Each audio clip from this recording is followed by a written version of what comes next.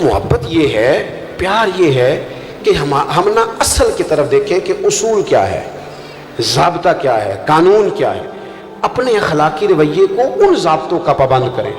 ایک بات آخر میں، بات تو مکمل ہو گئی تھی، وہ میرا دل ہے وہ بھی کر دوں۔ حضور نے ایک رویہ اور بھی سکھایا ہے، اور باقاعدہ بیعت لی حضور نے صحابہ سے۔ حضرت حکیم بن حزام کہتے ہیں حضور نے فرمایا میری بیعت کرو۔ عرض کی حضور کس بات پر؟ اسلام پر تو ہم بیعت کر چکے ہیں۔ تو حضور نے فرمایا بیعت کرو کہ تم کسی دنیا دار کے سامنے ہاتھ نہیں پھیلاؤ گے۔ تھوڑا سا نا جو رب نے دیا اس پر جینا سیکھے۔ بس کوئی بندہ، آپ کسی کروڑ پتی آدمی کی طرف بھی کبھی امید لگائیں گے تو چند ہزار کے بعد بھی بات کرے گا۔ یہ بہت بڑا اخلاقی رویہ ہے کہ انسان کو جو رب نے دیا ہے بندہ اس پر راضی ہونا شروع کر دے۔ حضرت حکیم بن حزام کہتے ہیں ہم نے بیعت کی تھی کہ محبوب ہم دنیا داروں کے سامنے کبھی ہاتھ، کمزور کر دیتے ہیں لوگ، آپ دکھڑا سنا کے دیکھ لیں، بنتا بھی کچھ نہیں اور آپ کی بات بھی ادھر ادھر نکل جاتی ہے۔ تھوڑا مضبوط ہو زندگی میں کچھ، اور زندگی میں ایک وقت ایسا بندے پہ آتا ہے جب وہ تنہا رہ جاتا ہے، اور اپنے چاروں جانب جب وہ گھوم کے دیکھتا ہے تو پھر اسے سمجھ آتی ہے سہارا اللہ رسول کا ہی ہے، اور پھر وہ بات اسے تگڑا بھی کر جاتی ہے، مضبوط کر جاتی ہے، اسے جینا آ جاتا ہے۔ حضرت حکیم بن حزام کہتے ہیں وہ ہم نے طے کر لیا تھا، اور اتنا طے کیا تھا کہ جناب حکیم بن حزام بوڑھے ہو گئے تھے۔ یہ ہے اخلاق جو حضور نے سکھایا۔ بڑھاپا تھا، گھوڑے پہ بیٹھے تھے یا اونٹ پہ بیٹھے تھے تو ہاتھ کے اندر درہ تھا، وہ درہ زمین پہ گر گیا، قریب غلام کھڑا تھا، حضرت حکیم بن حزام خود نیچے اترے، وہ درہ اٹھایا، دوبارہ بیٹھنے لگے تو ذرا تکلیف ہوئی تو خادم کہنے لگا حضور مجھے بتا دیتے، فرمانے لگے حضور سے وعدہ کیا کہ جسے سوال نہیں کروں گا۔ اپنی زندگی میں نہ طے کریں کہ میرے مالک نے جہاں مجھے رکھا ہے بڑا ہی سونا رکھا ہے، بڑا ہی بہترین رکھا ہے، اس کو طے کریں۔ اگر آپ اپنے رب کی عطا پہ مطمئن ہو جائیں گے تو زندگی مطمئن ہو جائے گی۔ یہ بہترین اخلاق ہے کہ انسان اپنی ذمہ داری، ہمیں دوسروں کا سارا پتہ ہوتا ہے کہ وہ کام صحیح نہیں کر رہے، یار یہ تو آپ سے حساب ہی نہیں ہونا، آپ سے تو آپ کا حساب ہونا ہے کہ جو آپ کی ذمہ داری ہیں وہ آپ ٹھیک پوری کر رہے ہیں۔ آپ اپنی ڈیوٹی کو مضبوط کریں بجائے اس کے کہ ادھر ادھر دیکھا جائے۔ اللہ کے حضور دعا کرتا ہوں اللہ ہم سب کے لیے عمل کا رستہ آسان کرے۔ آخر دعوانا۔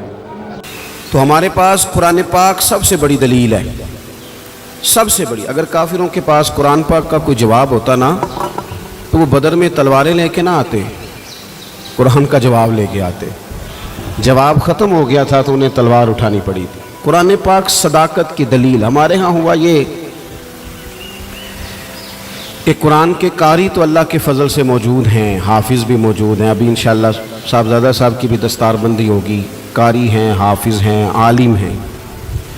ضرورت ان لوگوں کی ہے جو قرآن پاک سے محبت کریں، جو کسی قاری صاحب سے آ کے کہیں میرا دل کرتا ہے آج آپ مجھے سورہ ملک کی تلاوت سنائیں، میرا دل کرتا ہے سورہ رحمان پڑھ کے سنائیں۔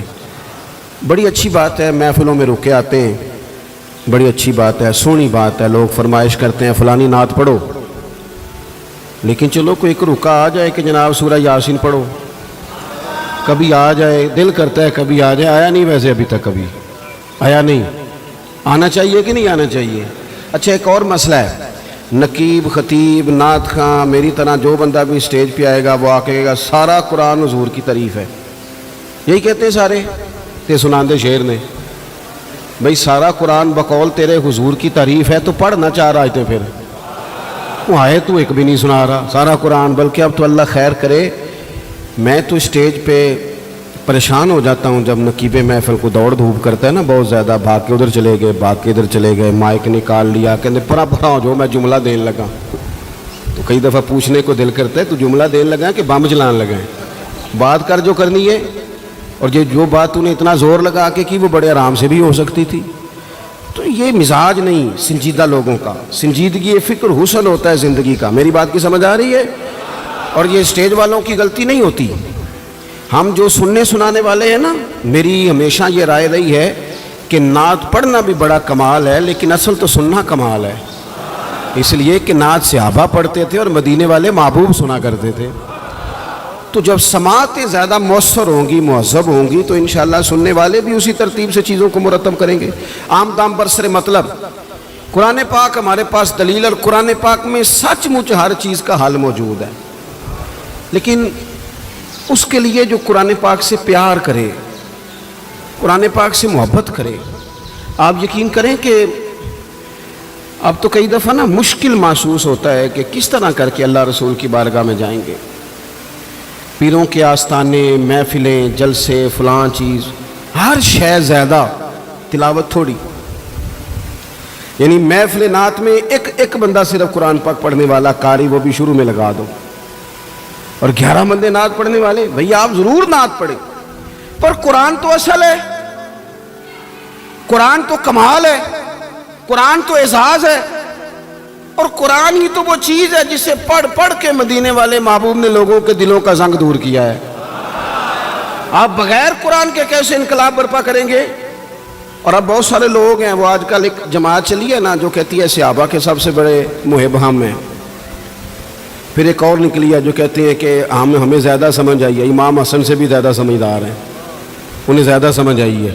اور خدا کے بندو، میرے رسول پاک کی ہر نسبت اگر حضور کی اولاد کی بات ہو تو میرے امام کہتے ہیں تیری نسل پاک میں ہے بچہ بچہ نور کا، ایک بچہ حسن والا۔